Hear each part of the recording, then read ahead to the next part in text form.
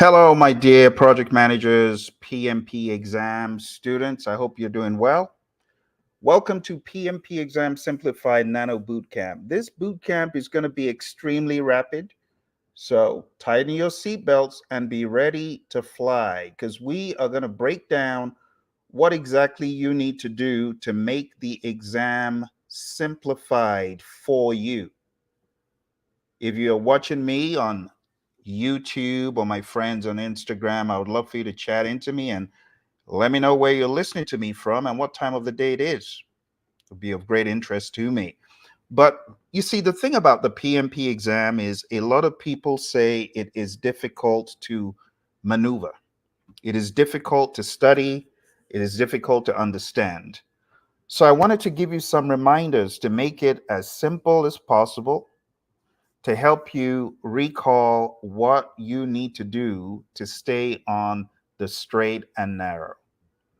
To stay on the straight and narrow for the PMP exam, you need to boil it down into its three prongs. That's my message to you. If you're studying for the PMP exam, boil it down into its three prongs. What are the three prongs for the PMP? People, process, business. You see, this is why a lot of people have struggles on the exam because they're making it too difficult. They are looking at the exam from a different lens, and you're running all over the place, looking at it from PMBOK lens, looking at it from Agile lens. No, no, no. You're getting it wrong. You're getting it wrong. To make PMP simple, boil it down into three components: people, process, business. Let me show you what I mean, and it will make absolute sense. So, the PMP exam at its 40,000 foot view looks just like this. Let's zoom in a little bit. PMP at the 40,000 foot view. Let's zoom in a little bit.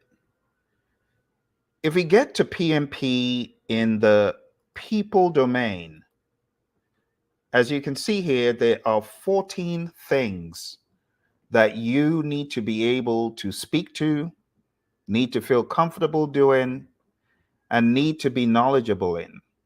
We have manage conflict, lead a team, support team performance, empower team members and stakeholders, so on and so forth. So as you're studying daily, you need to be checking all of these off. As you're studying daily, you need to be like, check, done. I understand this. Check, done. I understand. I have read the content. I have taken the mock exam for it, and I've moved on. So what number do you have here? 14. 14 tasks. And you're not ready for the exam until you have studied the 14. What do we have here in process? 17 tasks. You should have gone through the 17 with a fine-tooth comb and check, check, check. That needs to be how you proceed. The business environment, we have 4 tasks. So when you boil it down, there are 14 things that you need to study in people, 17 things that you need to study in process, and 4 that you need to study in business. Most months have 30 days. So by day 30, you should be on task 16 here if you're doing one a day. And honestly, one a day is too slow, especially when you want to get this done in 2 months max. Some of you want to get this done in a month, then you're going to be studying maybe 4 processes a day, I think is fair, or at least 3 so that you can get done with the first pass in about 12 days and go for a second round. That's how you need to do it. Layering understanding. You get what I'm saying? For those of you just coming, we're talking about PMP Simplified. I'm showing you how to make your PMP exam simple. Some of you are on courses that are all over the place. They're teaching you knowledge areas and process groups first, and that's just not how to do it. The way to do it is to have an overarching understanding of the components. So tonight, I'm going to show you what these components are all about. It's going to go very quick. I would advise you to take notes, come back to the video and watch it again and again. If you're studying for the PMP exam, day one, hit manage conflict. Watch the videos at pmp.pmradio.org.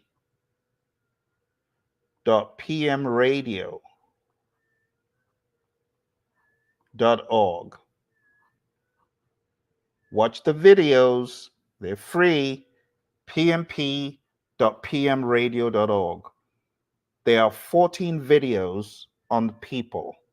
These videos will be your guiding light and your sounding board as you study. Okay? When it comes to manage conflict, you got to understand avoid or withdraw, compromise or reconcile, force or direct, collaborate or problem solve, smooth or accommodate. You got to understand those. You got to understand the context for managing conflict. You are not to resolve the conflict for people. They are meant to do it themselves. Leading a team, understand the 5 stages of team development, Tuckman's ladder. Support team performance, understand the concept of team performance assessments.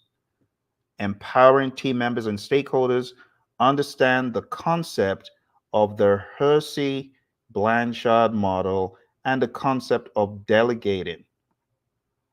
Understand that philosophy, that concept. Ensuring team members and stakeholders are adequately trained.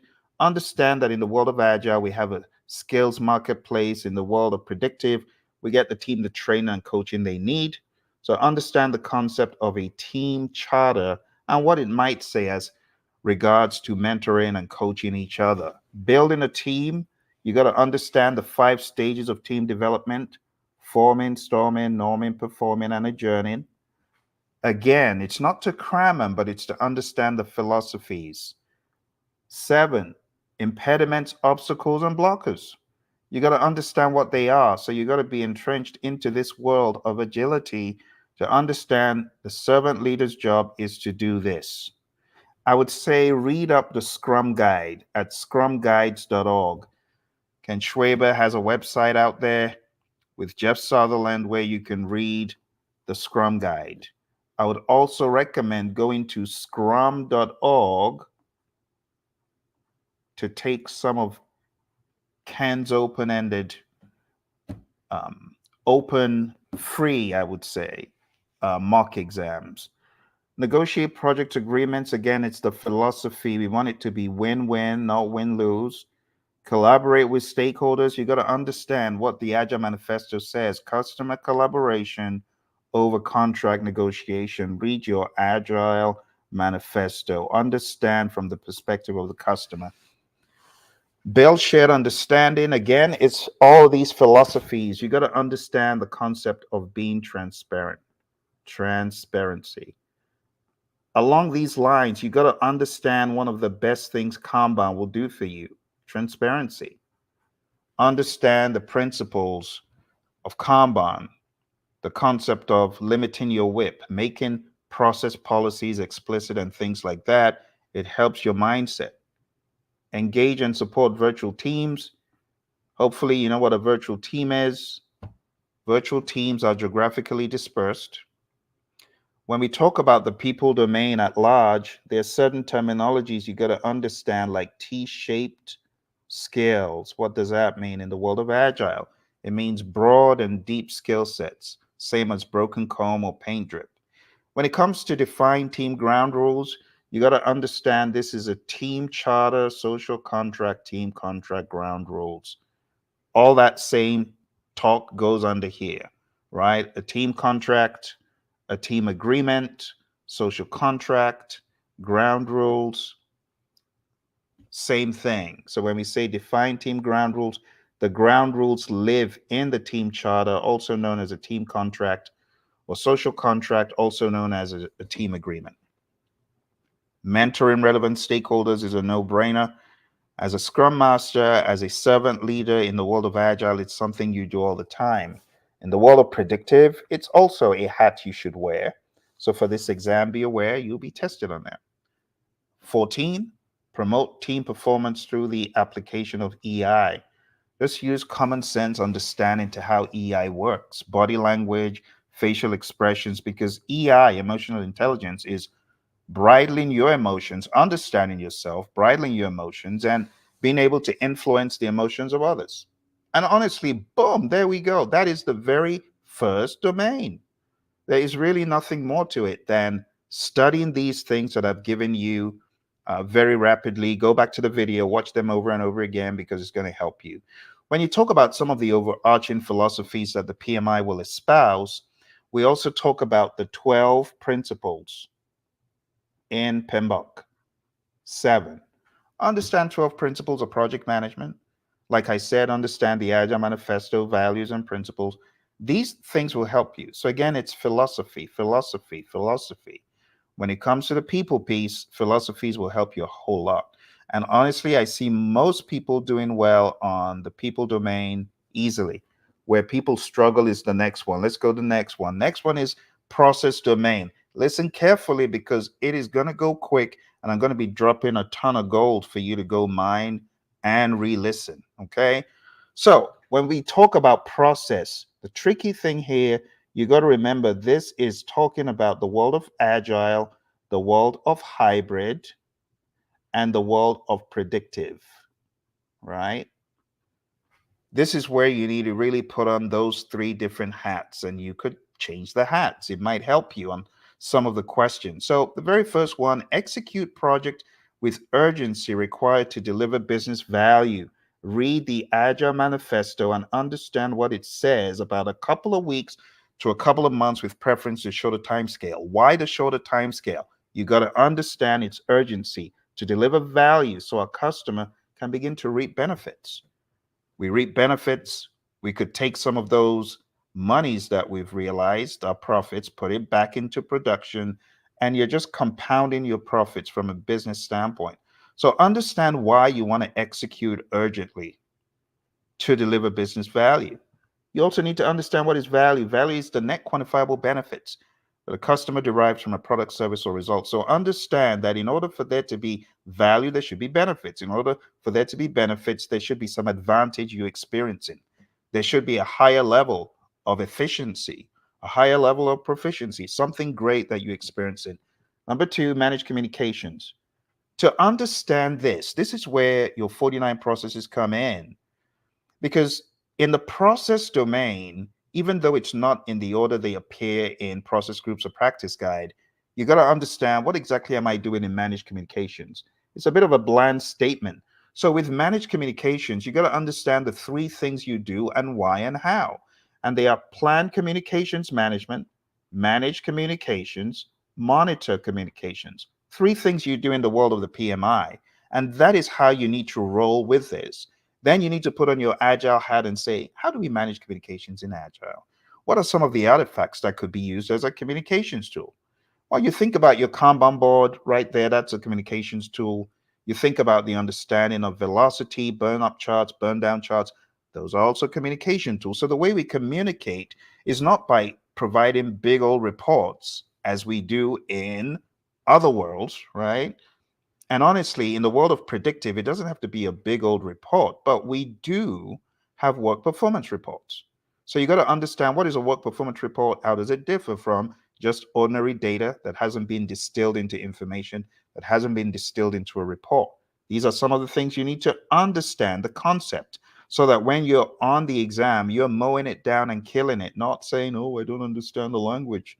You see, if you read the detail, if you understand the details surrounding these three processes here: plan communications management, manage communications, monitor communications, you'll be at supersonic speed. All right, moving on to the second one here. The third one, assess and manage risk. You got to understand what is a risk. A risk is an uncertain event that could affect your project positively or negatively. You got to understand PMI's perspective to risk. You got to plan risk management, identify risk, perform qualitative and quantitative risk analysis, plan risk responses, implement the responses, and monitor risk. 7 things. Let's go again. Plan risk management, identify risks, perform qualitative risk analysis, perform quantitative risk analysis, plan risk responses, implement the responses, monitor risk. And when it comes to planning risk responses, you got to understand that you have negative risks or threats with the A team approach. A team just means avoid, transfer, escalate, accept, mitigate. That's for the negative. And then for the positive risks, you have the easy mnemonic. You have escalate, accept, share, enhance, exploit. And you got to understand how these are different. There's subtleties and some keywords. These are things that I train in my course. Hey, for those of you who are like, slow down, I need more of this.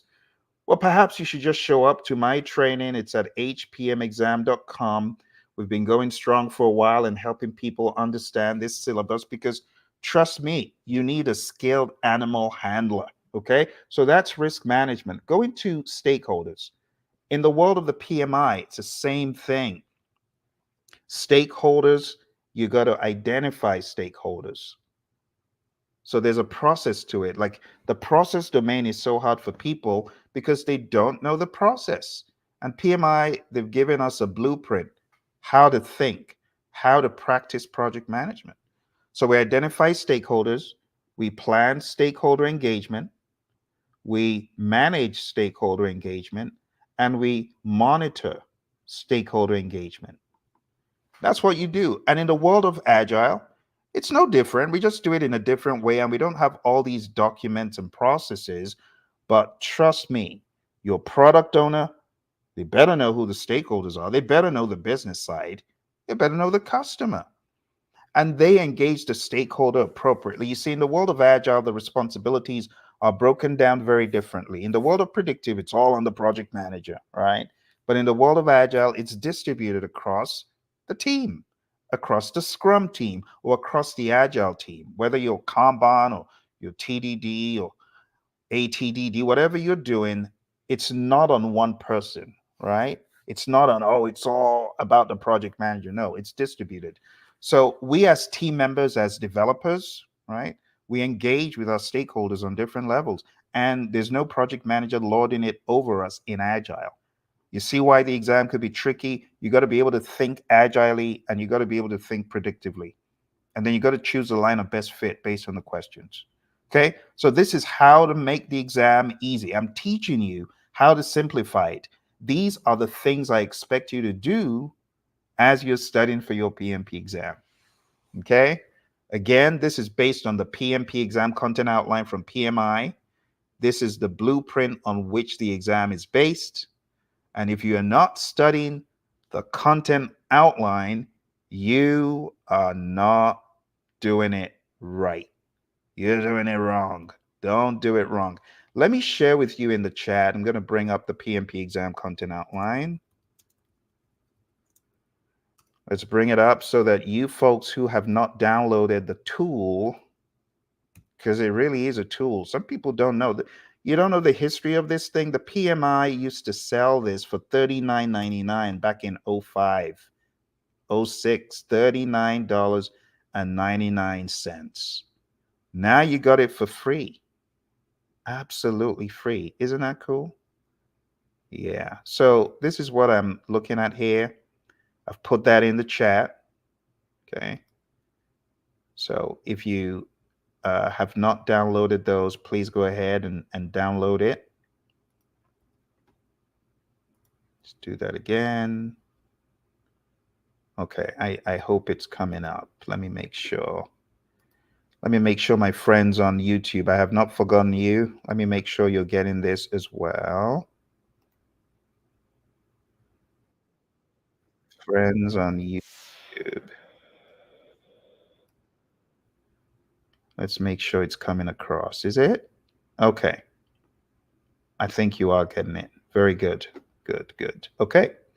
So that is the PMP exam content outline that I am using to go over this content. I just arranged it in a kind of work breakdown structure format, but hopefully all that I'm showing is making sense to you. Okay, everybody getting it? Very good. All right, let's go back into it. So going into plan and manage budget and resources, again, your thought process needs to be, how is it done in Agile? How is it done in predictive? And then the line of best fit, a combination of two, it'll make sense when you think about it. So let's see who remembers this. If you are watching, maybe you're watching now, you're watching after the fact, why don't you chat into me? What are the specific items PMI says you should do under plan and manage budget? Just the budget piece. Does anyone know? Let's see how many people have been studying. Some people have been studying very hard. Well, now's the time to show off your chops. Who knows? Who knows? What are the 4 things PMI wants you to do in the cost area? Nobody's biting. Okay. I'm going to assume you're either camera shy or you don't know. So in the budget realm, the 4 things PMI wants you to do, you got to plan cost management, you got to estimate cost, you got to determine the budget, and you got to control cost. 4 things in cost management. That's for budget. Now for resources, there's 6 things. For resources, the 6 things you're going to do, you're going to plan resource management, estimate activity resources, acquire resources, develop team, manage team, and control resources. These are the 6 things. So this is what makes the exam challenging for some people. See, and process is so loaded that you see the screen immediately full of stuff, just so much stuff. I got to clean some of it off. It's just too much. Let's get rid of some of this so that I've got enough space to write. Let's get rid of that. All right. Let's move on to schedule. I'm going to put schedule on the left-hand side here.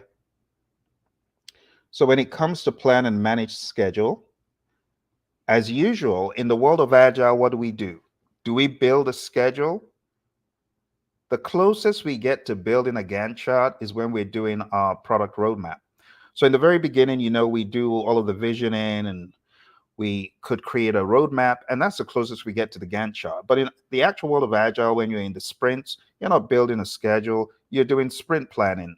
The sprint planning is going to realize your sprint backlog, and in the sprint backlog, we have a firmer understanding of the items, and the fact that they're all going to be done in the sprint negates the need for a big old schedule. That's why we don't do big old schedules in Agile. But in the world of predictive, there are 6 things we do. What are the 6 things that we do? We plan schedule management, right? We define activities, we sequence activities, we estimate activity durations, we develop schedule, and then we control the schedule. Those are all the things that happen in 1.2.6. Because I did it in a kind of breakdown. I wanted you to be able to keep track of it. Let's go to 1.2.7. Plan and manage quality of products or deliverables. What do we do in the world of quality? 3 things. You plan quality management, you manage quality, which is more like quality assurance, and you control quality. What is the difference between manage quality and control quality? Manage quality in the middle is more for the process. Control quality is more for the product. So checking the process is quality assurance. Checking the product is inspection, but we do both of those in quality. Number 1.2.8, manage scope. We have 6 things we do here from a more predictive world, and the 6 things are: we plan scope management, we collect requirements, We define scope. We create the WBS. We validate scope. That's our customer doing the inspection. And then we control scope. In the world of Agile, do we do all this stuff? No. There's some things that overlap. Yeah, we get our requirements, but the way we do it is very different. The way we go about scope, we generally don't use a scope statement and we don't use a work breakdown structure. We have something that looks similar. We have things that look similar. So we can have product breakdowns. We can also have story mapping, and it's important to understand those. It's important to understand the concept of epics being higher level. And, we have on lower levels, the features, the stories, the tasks. So understanding that relationship could help you on some of the questions that you might encounter. Going to integrate project plan activities in integration, we define or we develop the charter, we develop the project management plan, we direct and manage project work, we manage project knowledge, we monitor and control project work, we perform integrated change control, and we close project or phase. These are things that need to be at your fingertips, and you should know the interpretation of these. Let me ask you a quick question. Have you downloaded my cheat sheet that is available for free online that breaks down the 49 processes and shows you what you're doing in each one? If you've not, you might want to Google Phil's PMP cheat sheet. It's probably going to be the first search item that comes up in either Edge or Chrome. And I'm gonna send you my cheat sheet right now so that you can get some understanding of these 49 processes. I think it will go a long way to helping you. So let me flash that on the screen right quick so that you have a better understanding of what I'm asking you to go study. So let's put this on. Let's stop that screen share for a quick second. And let me share with you my cheat sheet so you know what you're in for. Okay, so here's the cheat sheet. Okay, so you can see it.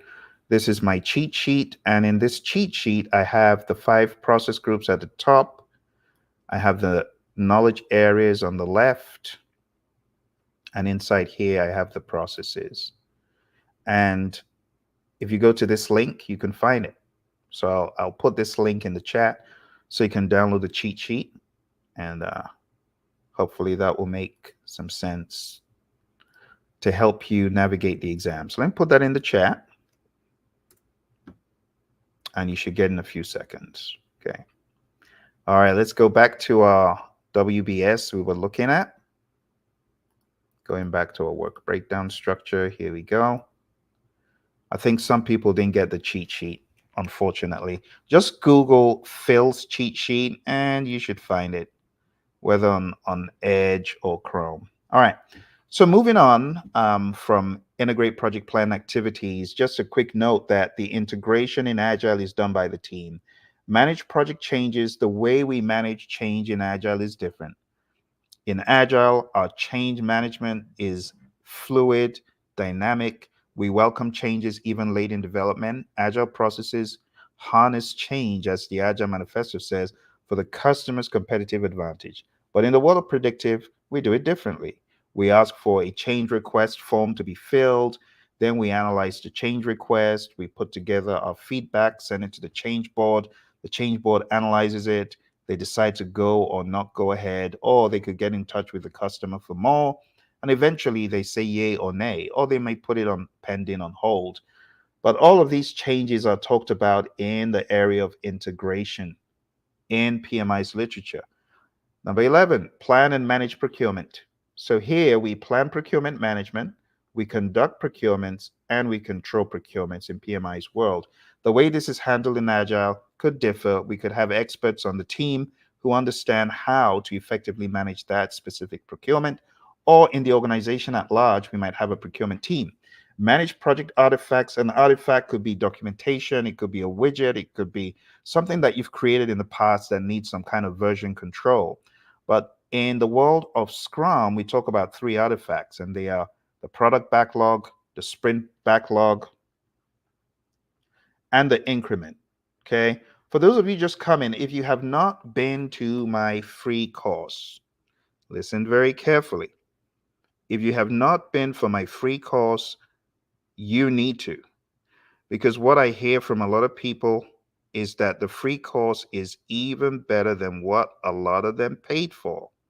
So going down to pmp.pmradio.org,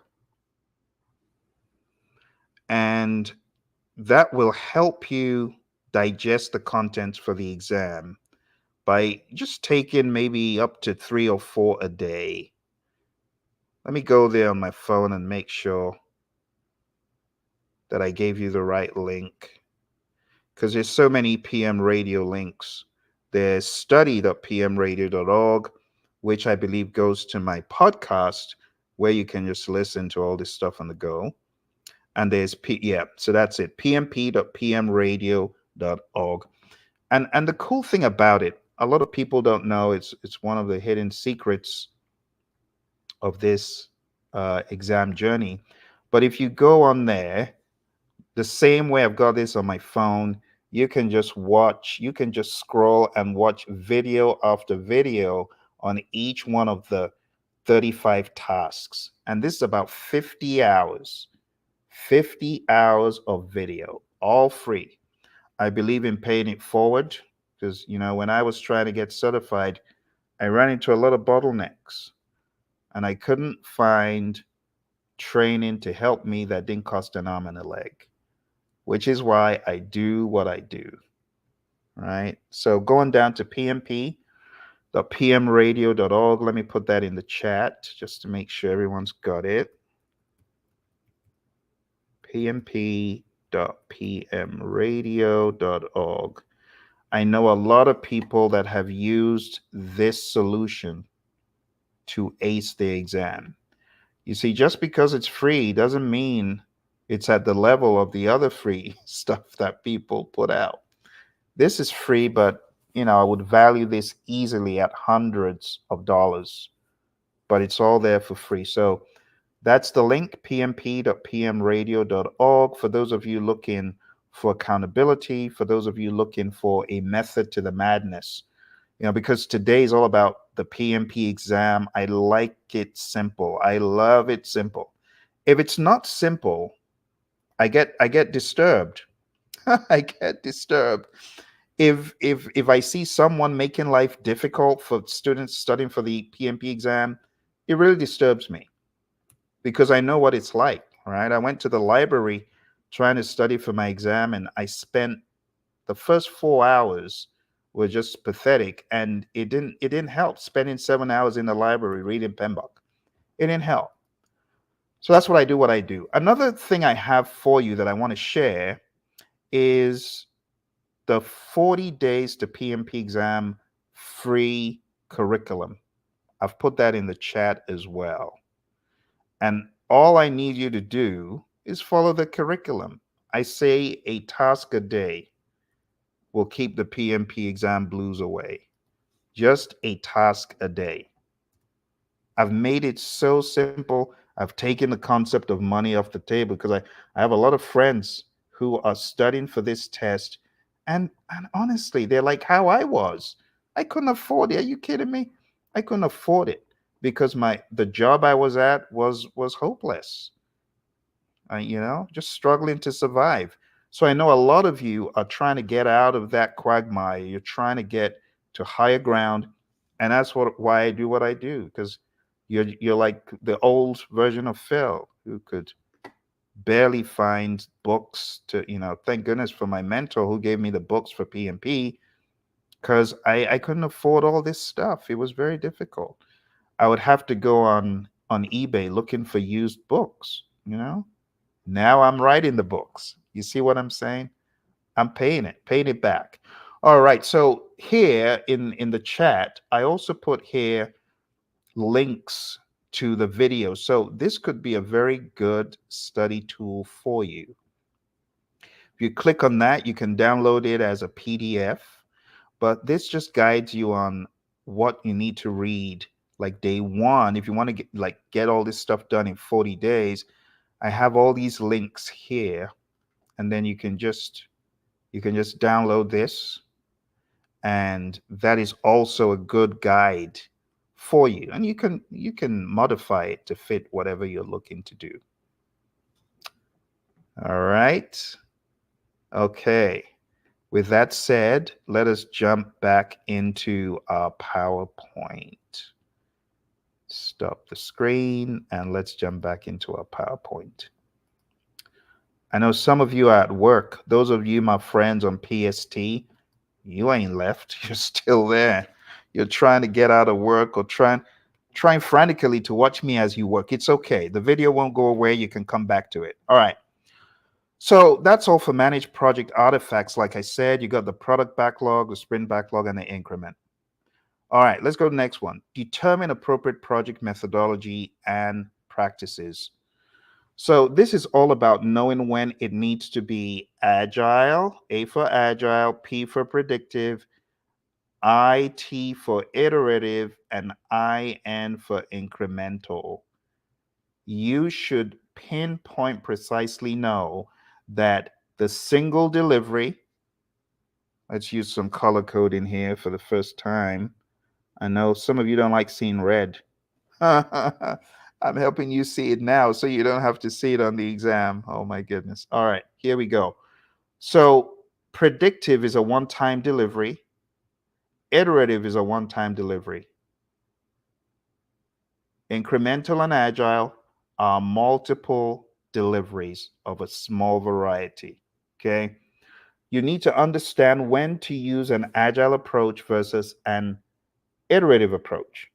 If you are repeating till correct before you deliver, then agile is not for you. If you are repeating till correct and delivering incrementally, then agile is for you. If you are delivering in small batches and doing it once, not repeating things, incremental is for you. It's used for a well-defined product. You do the work once and out it goes. You deliver in batches. It could be, I want to deliver 10,000 flasks, or I want to deliver 10,000 mice.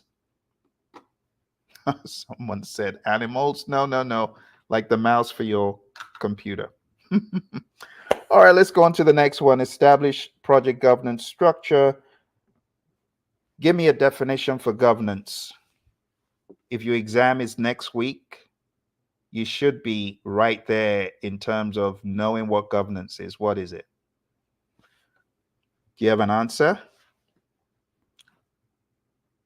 I have radio silence. Everyone's trying to look all cute, be all cute. And you are cute, but don't try to be all cute. Come on, give me some answers. My friends on Instagram, shout out to you. Everyone's being quiet. I see all 6 of you. Those of you on YouTube, very quiet, radio silence. I don't know if there's anyone on LinkedIn. I haven't checked yet. Sometimes the LinkedIn chats don't come through. Let's see if there's anyone on LinkedIn. My PMP aficionados on LinkedIn. I know some of you see me on LinkedIn and you run the other way because you're PMP. So you're scared of being in a PMP class with your buddy Phil all over again. I understand. I would not like to go through PMP all over again, but I sure enjoy teaching it. Yes, indeed. All right. I don't see any chats or anything, so we're good to move on. Let's move on. And we're talking about governance. It's a framework within which authority is exercised. Let's talk about managed project issues. What is an issue? It's a realized risk. You got to manage those as well. In the world of Agile, we call those what? Impediments or what? Blockers or obstacles. Okay. This next one, it says ensure knowledge transfer for project continuity. Be transparent. Make sure knowledge is transferred to the right people. Last but not least, we have plan and manage project or phase closure or transitions. So what are we saying here? Well, here we're just saying that when you're transitioning from phase to phase or you're closing the project, it should be managed. There should be a final report. There should be training. There should be development. There should be a handoff to the operations team. That's all that is saying. And that's it. That is it. That's it for the high level view. Remember, over the past 30 to 40 minutes, I've been showing you how to navigate the PMP exam. And you navigate it through the people, process, business. People we've talked about, process we talked about very rapidly. Go back to the videos at pmp.pmradio.org. Watch them again and again. Share them with your friends. 50 hours of free content. Last but not least, business domain. Very simple to understand. So someone might say, well, business, we don't really have a whole lot of business in PMBOK. Actually, we do. We have a whole lot of it. We have a whole lot. Where's that book? Let's see. Okay, over here. Let's grab it. Let's see if we can talk about this a little bit. A little bit. Just a little bit. Just a little bit. Yes, this one.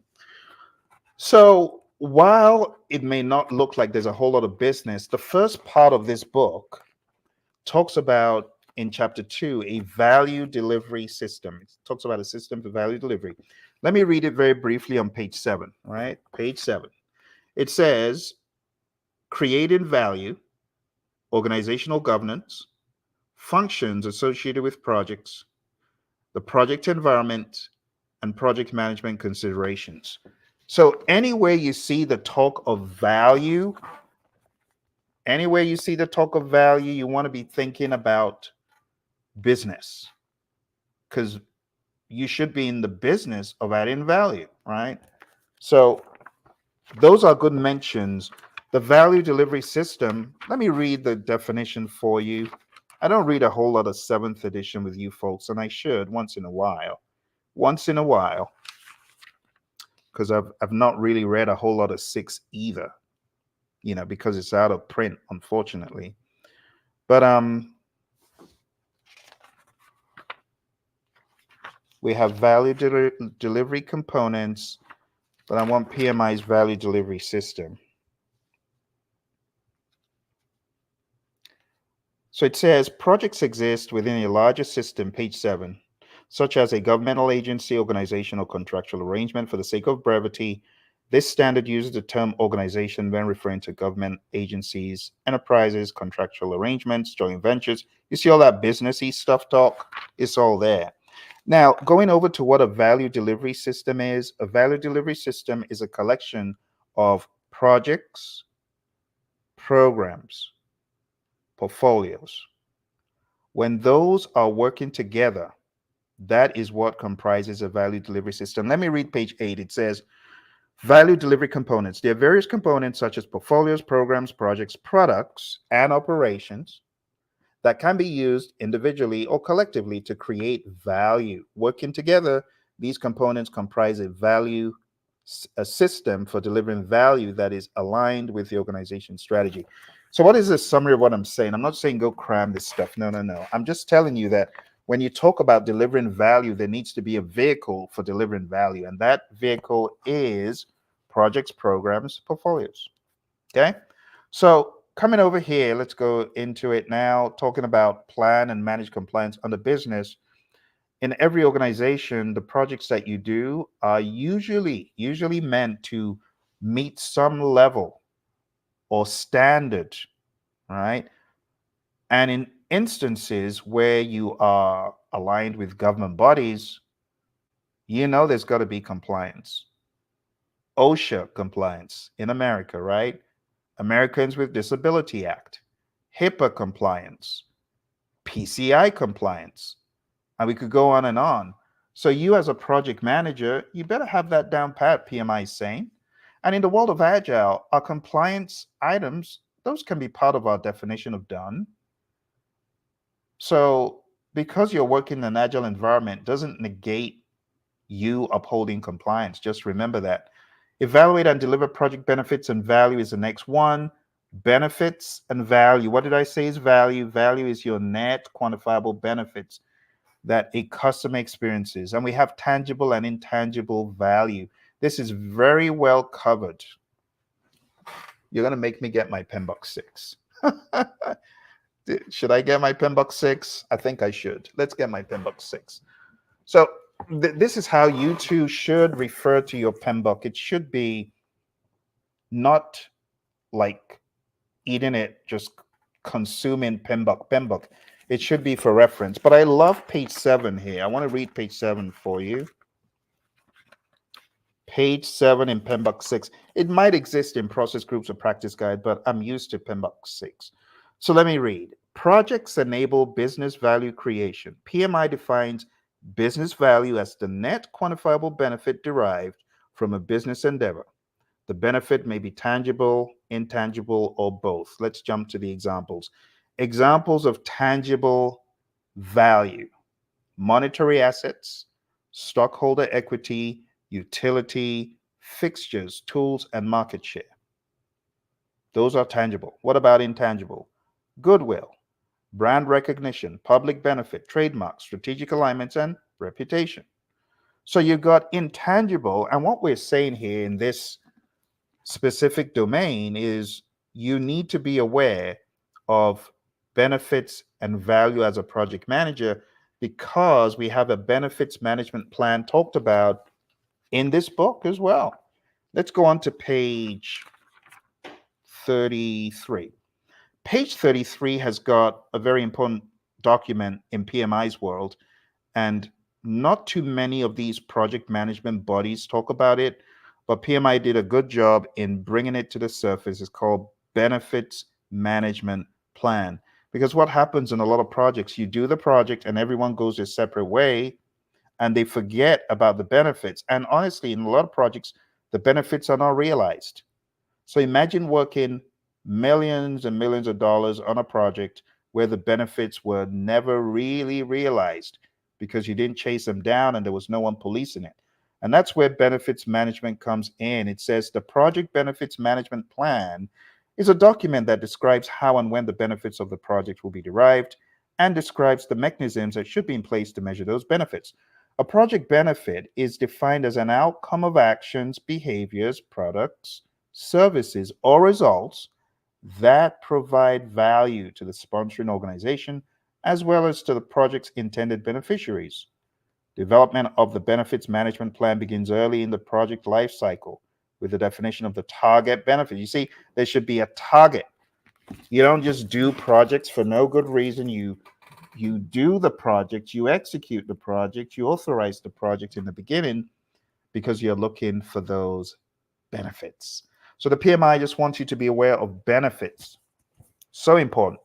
Let's move on to 1.3.3. I'll get you out of here very shortly. Evaluate and address external business environment changes for impact on scope. So when we talk about this, we're thinking about the geopolitical landscape. We're thinking about the marketplace, the external environment. You should also, as a project manager, as a servant leader, as a product owner, you should be always addressing the external business environment changes for impact on your product backlog, for impact on your project, period, whether you're in agile or predictive.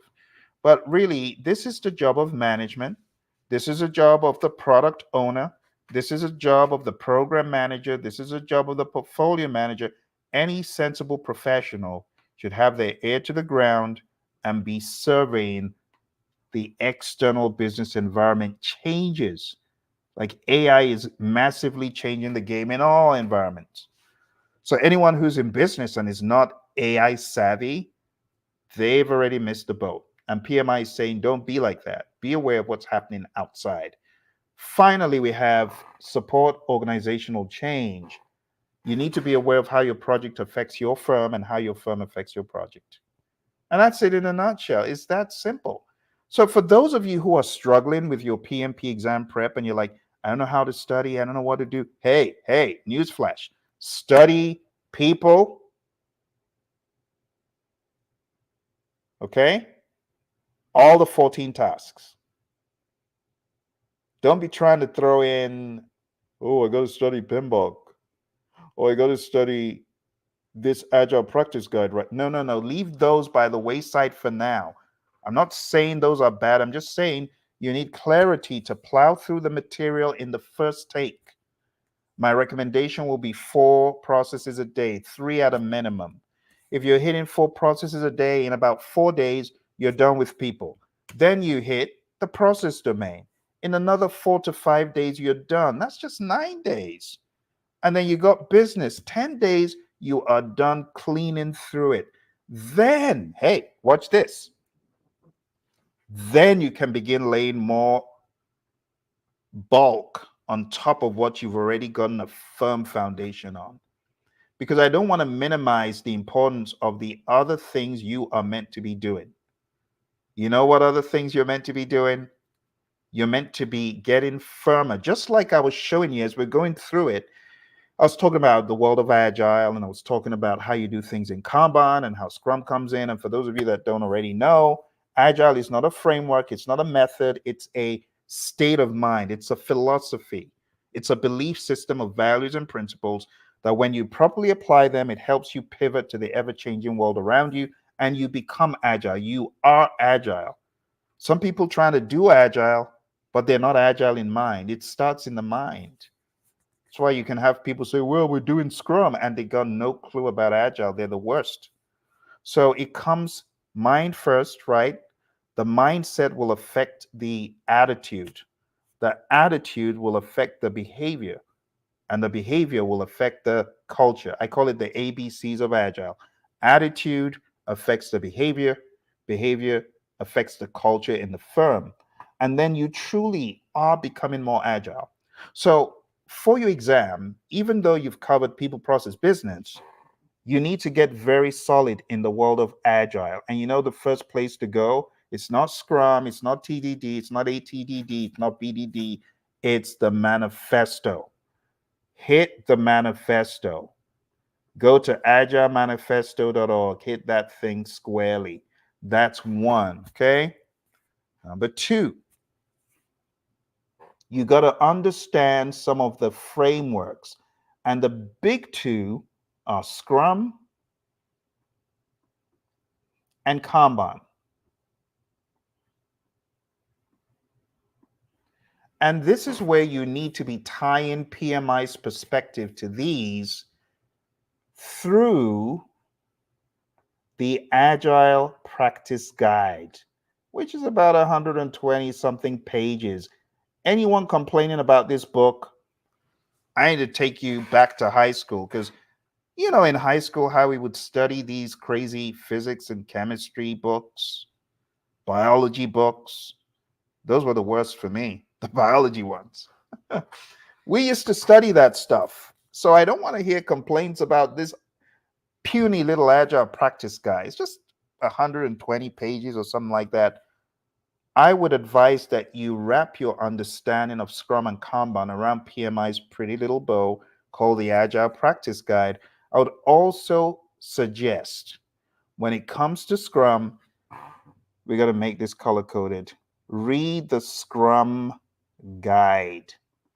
Ken and Jeff did such a great job in distilling Scrum into 13 measly pages. 13, just 13. You see PMBOK is 600-700 pages. You see the Scrum Guide, puny little book, 13. But it's a powerhouse.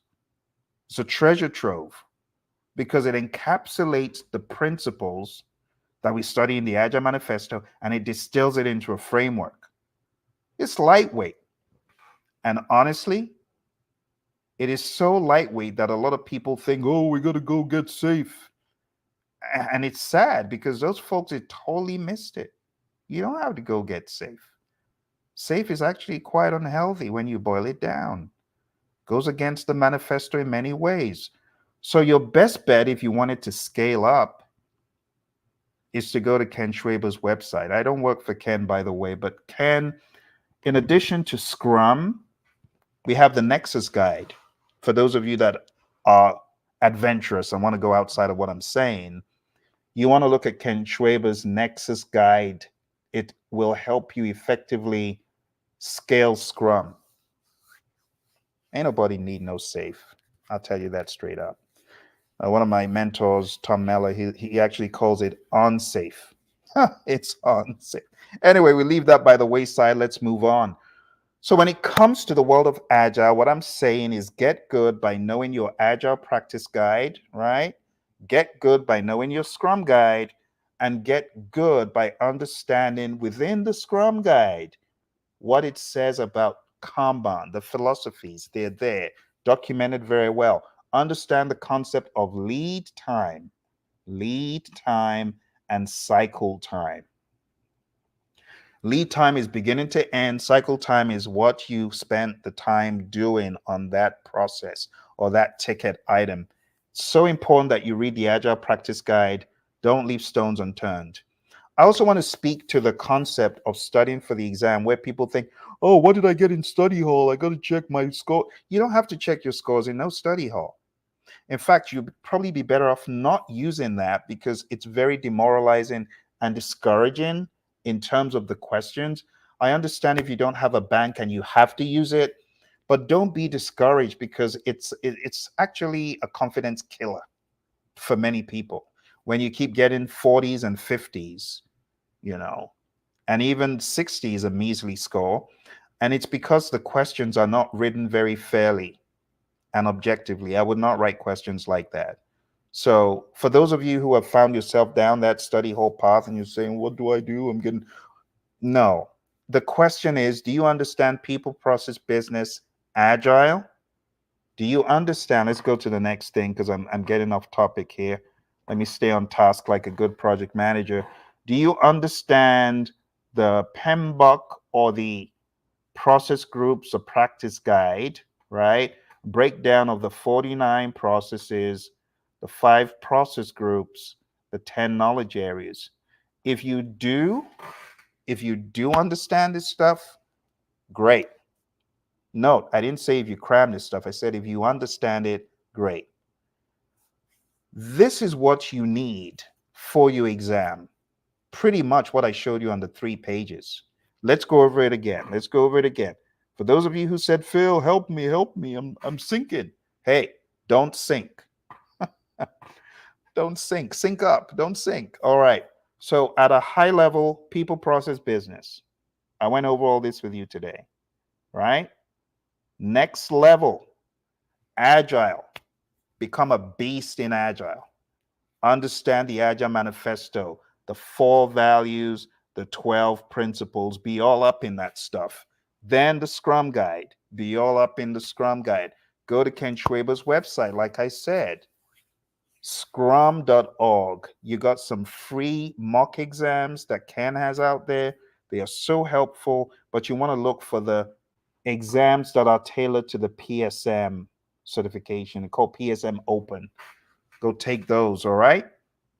Then understand Kanban from PMI's lens. Read the Agile Practice Guide. Good. Then, as far as the 49 processes, I have videos on that on this channel. Get great with that. Last but not least, when you're reading the Agile Practice Guide, Hyper Study Hybrid. That's funny. Hyper Study Hybrid. Hyper Study Hybrid, page 27, 28, 29. Just go crazy on those. Understand the different variations of hybrid. You can have predictive and then agile, or you could have predictive and agile simultaneously, or you can have a whole lot of predictive and a tiny little bit of agile, or you could have a whole lot of agile and a tiny little bit of predictive. And read PMI's case studies and examples of a military system and other things they have there. It will help you understand hybrid. And that's it, my friends. I'm done. I've shown you how to make PMP simple. To make it simple, you got to have this in your head. Not process groups, not knowledge areas first, right? I love my process groups. I love my knowledge areas. They're great. But that ain't what the exam is based on. The exam is based on philosophies of people, process, and business, and activities, practices. Okay? I'm going to get off my soapbox. I think I'm done for the evening. For those of you who are struggling and you're looking for help, you want to go to the next level, going down to the ticker tape below, I've got training that started last week. It's continuing for 7 more weeks. It's not too late to join. If you're looking for help, for assistance, that's your meal ticket to PMP Exam Success. because I ain't going to let you go until you give me a PMP. You think you're doing it for yourself? I'm a stakeholder once you're in my training. All right. So I want to say thank you very much for coming through. Those of you that did, those of you who are camera shy, I see you. I know you're on there. You just didn't say much. But it's always a pleasure to see you online and learning and aspiring to get this thing we call PMP.